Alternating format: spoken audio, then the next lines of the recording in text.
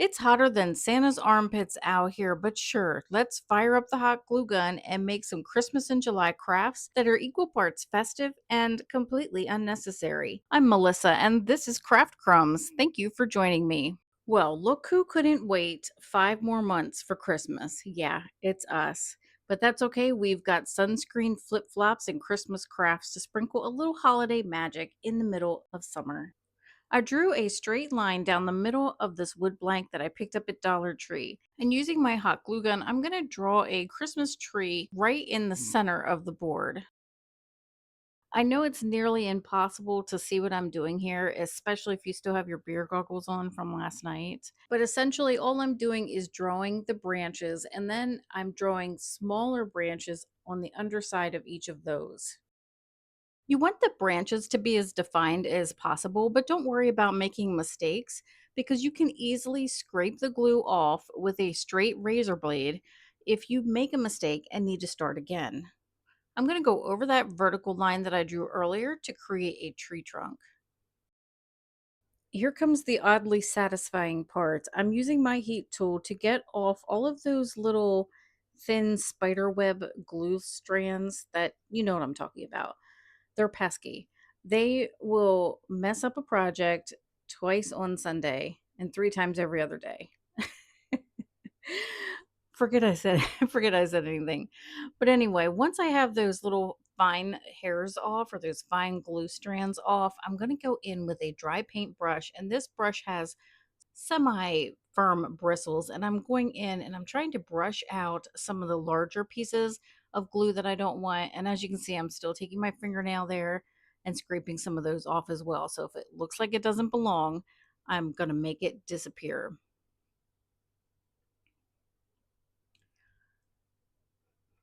One side of the tree definitely looks a little bit better than the other. The left side, you can see the little blobs of glue where I paused the glue gun, which we're going to fix. But what is it with the left side? All I'm going to do is take my little X-Acto knife and I'm going to start to cut those down. I'm just slicing off the sides that don't fit with the rest of the branch.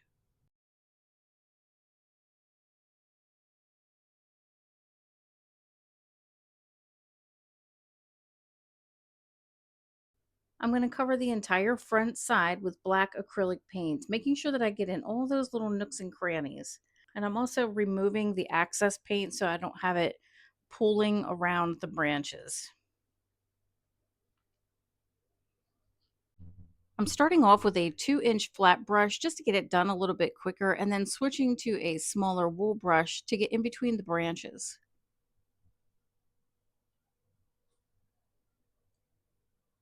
We're going to cover this up so it doesn't have to be absolutely perfect.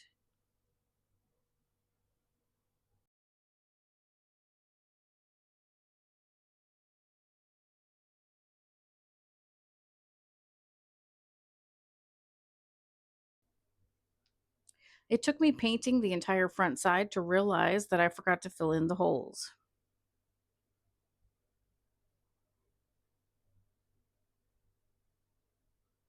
So now that that's dry, I'm going to add a generous amount of Crackle medium over top of the entire front of this piece. I'm using the Crackle medium because I have it. Otherwise, I would use regular PVA, aka school glue, to do this. And once again, going in for full coverage without any pooling between the branches. I put this in front of a desk fan and allowed it to dry for about 30 minutes. And now this thing is ready to accept paint. I'm going to mix some green and blue together to get a turquoise color that I want but don't currently have in my stash. Look how much this pile of paint grew just because I was trying to get the right color. But it's okay because I need a good bit of it anyway. I painted the entire piece off camera, and now I'm going in with my heat tool once again to try to dry it and get it to crackle a little faster. If you're new to this technique, know that you don't have to use a heat tool. It will crackle all on its own. In fact, it started to crackle before I was even done painting. And friends, this is why I spend money on Crackle Medium, because I have never been able to get this type of result using school glue. I'm going to go over all of the branches as well as the tree trunk with this gold rub and buff. I'm just going to rub it on with my finger and just lightly go over those raised areas. And this is going to make the tree stand out from the background. I have this sped up to twice the speed, but I really did take my time with this part. To get the rub and buff on the tree, I tried to use a few different kinds and sizes of paintbrushes and even used a sponge, and I found that my finger worked best for this. Even so, I still got a little bit of the gold paint on the background behind the tree.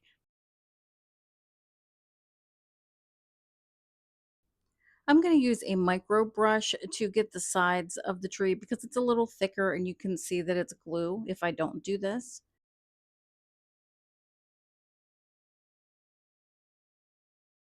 Look at this mess of paint. You'd think that I would have mixed this on a paper plate or something and not a piece of printer paper.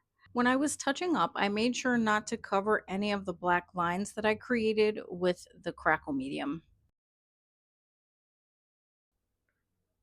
Now it's time to introduce the cardinals that I had planned for this project. You can see up there at the top left corner, I had sketched a cardinal out on a piece of scrap paper and just kind of prepared myself for what I was going to paint. I did look at a picture up online though to see exactly where the black markings were because I couldn't remember. But that's what I sketched out, and that's what I'm attempting to add here with the red and black paint.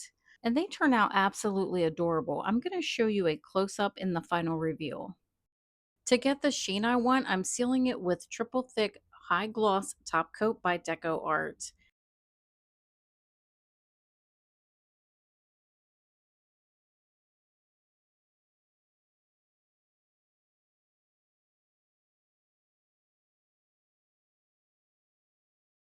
It took a few minutes to get the coverage I wanted on here, and then I set it aside to dry overnight. If you were doing this when you're not sleeping, it would probably take closer to an hour to dry, would be my guess, because it's thick, okay? So, hence the name. It's going to take a while to dry, but the outcome is absolutely stunning. Here's a close up of the cardinal. Look at his little eye. I dotted a little eyeball in there. Here we are back the next day. It's completely dry and the sheen is gorgeous as expected. You can totally put a hanger on this and stop, but I had this cow picture that I thrifted a while back. It has just been sitting in my stash. It came originally from the Dollar General. It still had the $6 tag on the back. The cow is precious, but it doesn't go with my home decor. So I'm going to use this frame to make my Christmas decor pop. I'm going to use wood glue to glue it down and cover up the cow and create sort of an inverted picture frame. And then I'm going to go in with some picture corners. These, I believe, are Tim Holtz. I'm not sure of the brand, to be honest with you, but I did pick them up at Hobby Lobby and they were pretty affordable. The hardware is a bronze color and the Christmas tree is gold. I contemplated whether that would bother me. I have one friend, her name is Casey. She would totally point this out and say, "That's bronze and your tree is gold."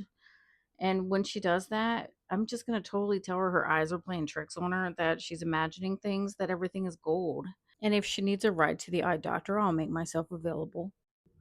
The corners came with tiny nails, but really, who wants to hammer those little things in? I'd probably lose a couple of fingers in the process. So I'm just using super glue to get them on there. And then I'm going to call this DIY complete. I'm really happy about how this one turned out. I just love the little cardinals, and I love that you can take a glue gun and some paint and end up with something so pretty. Let me know in the comments what you think about this Christmas DIY.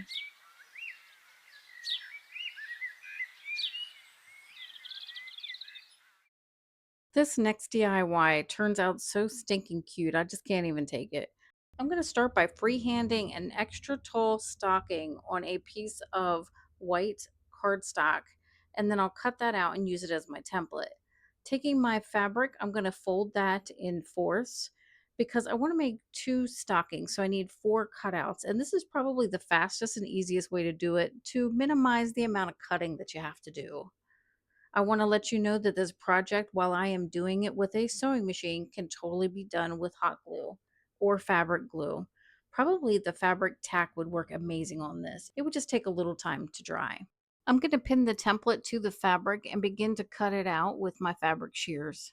I left about a 1/4 inch seam allowance around, but it's really not necessary to have too much seam allowance because the idea is to have tall, skinny stockings when we're finished.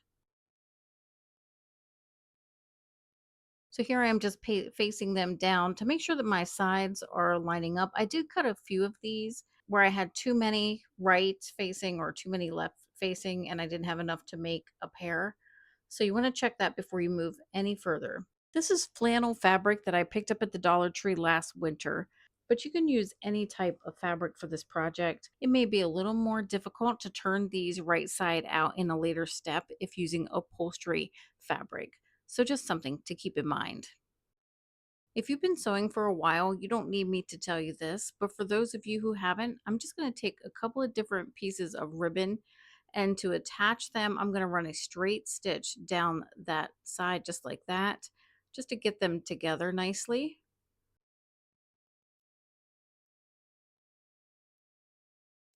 I'm going to trim off the sides, which will also get rid of the strings.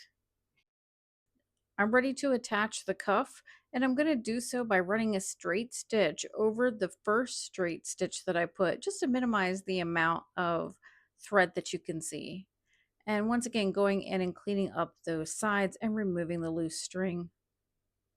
And now it's time to put these two pieces together. I'm laying them down right sides together and just going to pin in a couple of different places.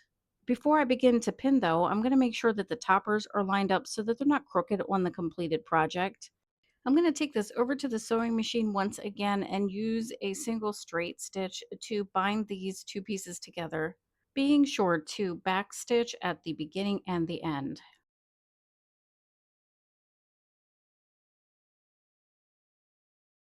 I'm going to trim off those loose strings again, and I'm just deciding on a hanger for this.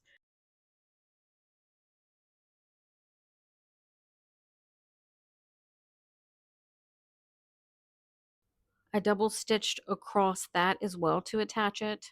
I just hate explaining all of these steps because I know many of you could probably beat me in the craft room every single day of the week. But for those who are newer to crafting, I like to explain things in a little bit more detail, and certainly appreciate the patience of those of you who are eye rolling me to death because I'm showing something that you already know how to do. So stop eye rolling me to death. Dang it. Your eyes are going to pop out your head. I'm obsessed with this pack of small plastic charms that I picked up at Amazon, and I found a little one that is a pale green and resembles a snowflake. I'm going to glue that to the top center of the cuff just to give it a little more charm. And now I'm going into the toe of the stocking with a Dollar Tree gold bell, and I'm going to sew that on with just a few hand stitches. I'm going to take my needle and feed it through the stitches that I just made to tie a knot. And I do that 2 or 3 times just to ensure that that belt isn't going anywhere. These were so much fun to make. It was bordering on insanity whenever I got to creating these. Here are some of the different varieties I made.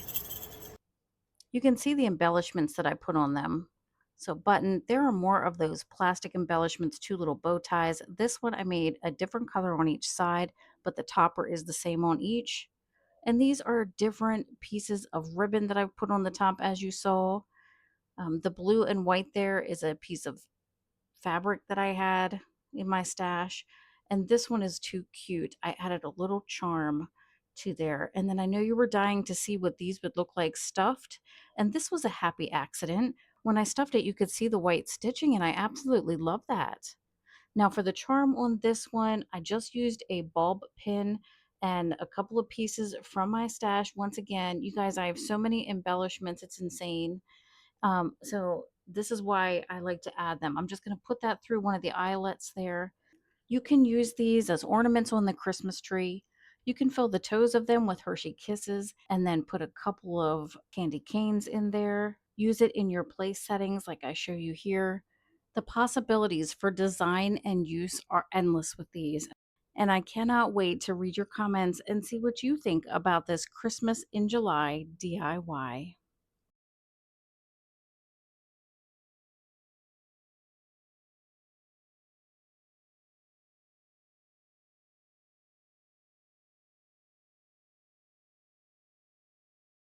My kitchen tends to be a bit dark, so during the holidays, I am looking for splashes of red, green, whites, any kind of Christmas color I can put in the kitchen to brighten things up. Um, what just happened here? This is a finished result. So this is actually three of the breadboards. They're cardboard, but they're a thick cardboard that I picked up at Walmart, a pack of three for just a few dollars. As you can see, when I was beginning to film, the camera fell. I did remount the camera, but I forgot to press record. So here's the final reveal. I used my crop-a-dial to punch a hole in the top of each and added some festive twine to hang these up if I want to, but they're just going to lean against the backsplash to add color in the kitchen.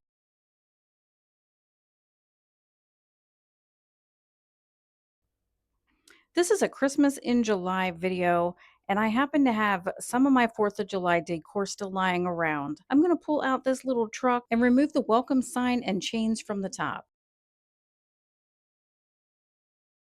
That didn't just happen. Sometimes, ladies, we just don't know our own strength. Did you all know that I moonlight as a bodybuilder?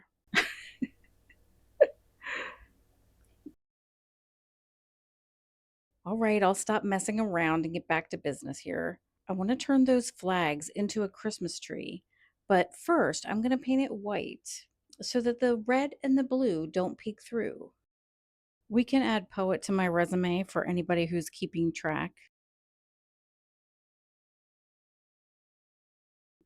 Many of you in a previous video told me where you're from, and I love that. I love to learn that I have people from all over the world tuning in.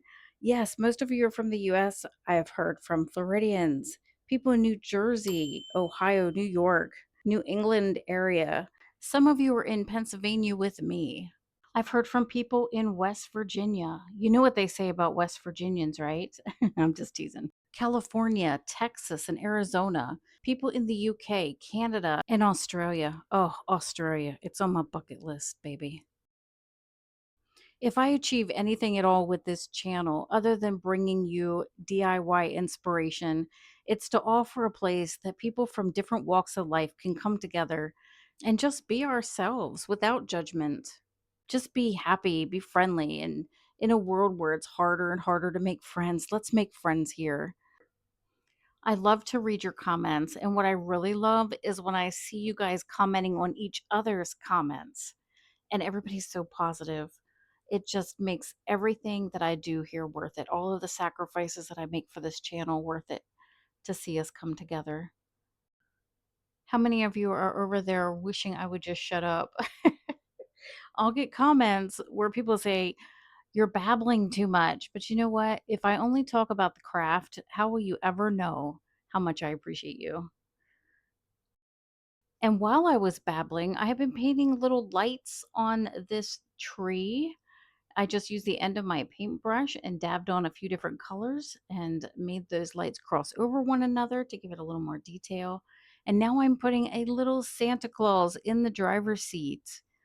And this is just, you guys, I'm not even a painter, but I am a believer that if we just take the time to try something, we may discover a new passion, a new talent, or a one time stroke of luck, whatever the case may be, just stop making me be technical. Look, this tree doesn't have a star. I'm going to make it so that Santa is holding a star out of the window. I don't know why he would be doing that, but we need a place for a star in this project. I was painting this, I was thinking about what I was going to do with it when it was done. And I think I'm going to attach it to the front of a basket that I already have. So I need to cover one of these holes. It's just too obvious at the top. So I'm going to cover it, daughter it with some green paint, and then use my crocodile to put a hole where I actually need one. Here's the basket that I'm going to attach this to. Before I do it, I want to add a ribbon that goes all the way around it. You're not going to see much of the ribbon from the front view, but I wanted to have something on the other three sides that would carry the design all the way around.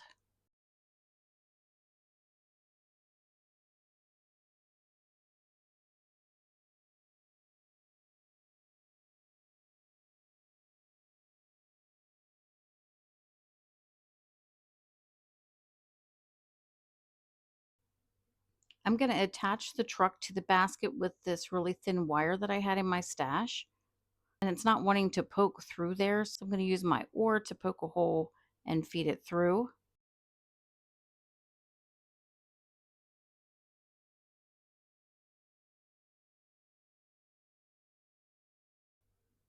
I'm going to twist it on itself in the back. And then when I have it all attached, I'm going to go in with a pair of pliers and turn it onto itself and remove any risk of being stabbed by this thing.